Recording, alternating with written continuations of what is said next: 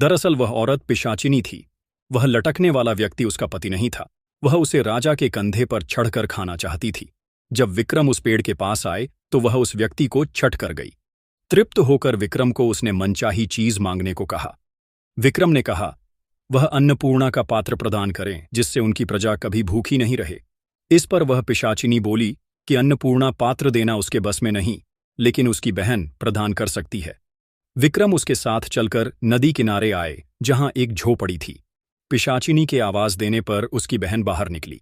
बहन को उसने राजा का परिचय दिया और कहा कि विक्रमादित्य अन्नपूर्णा पात्र के सच्चे अधिकारी है, अतः वह उन्हें अन्नपूर्णा पात्र प्रदान करे।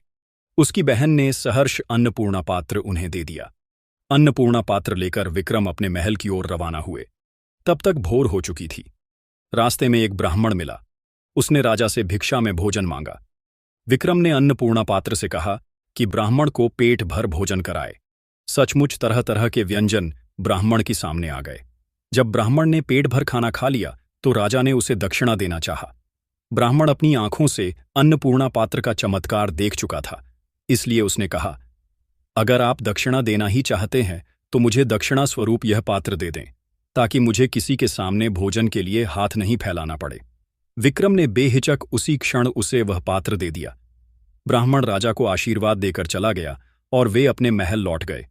कौमुदी बोली, बताओ राजन, क्या तुम ऐसा कर पाते अगर राजा विक्रम की जगह होते? इतना कहकर कौमुदी पुन सिंहासन में जाकर जड़वत हो गई।